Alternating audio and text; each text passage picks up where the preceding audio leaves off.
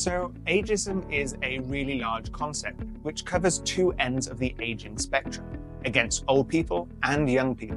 But whether it's young or old, it's a systematic discrimination against people because of their chronological age.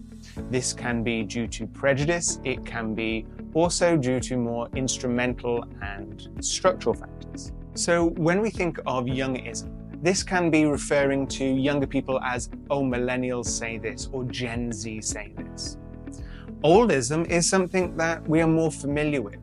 It might be not allowing people to participate because of their age, not giving people jobs because of their age, discriminating for them to enter certain spaces. But it can also take both implicit and explicit forms. So implicit could be whether or not we are creating environments that are not conducive to older people. So there's no restrooms, there's no benches, there's an overcrowded environment. It could be that we are also enabling social or societal discrimination. So it could be anti-aging products that reinforce this narrative, or it could be ageist birthday cards, or simply just a greeting like, you look great for your age, where we're reinforcing the stereotype that somebody shouldn't look good at a particular age. Ageism can develop from as young as 6 years old. This is as young as we start to see it exhibited, but it is very much a life course approach. So myself and Dr. Gemma Carney at Queen's University in Belfast developed the AIR model of ageism. This is a conceptual framework bringing together existing research literature.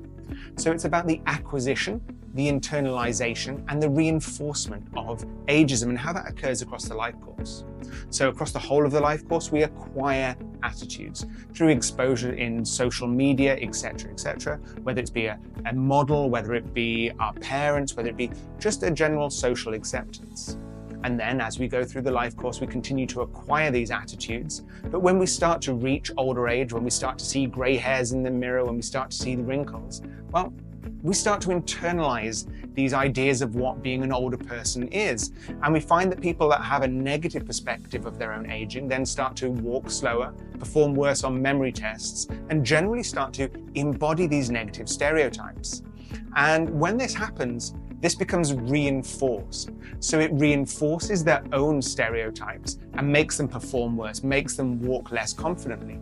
But also it reinforces the attitudes of younger people who see them acting in these stereotypical ways. Therefore, we start to see both a pathway of acquisition and internalization, but also a way in which we could potentially challenge these attitudes. We can challenge and we can counter ageism through production and use of counter-stereotypical imagery, but it has to be realistic. So there's no point in concentrating on a 90-year-old who might run the London Marathon, for example. We need to concentrate on accurate representations of older adults. So rather than in films having older adults who are all living with dementia, how about somebody who lives their everyday life, that walks into town, that does their shopping, that comes back, that manages their own finances, that does the cooking? Not very sexy, but it is much more representative. So ageism is a problem for all ages.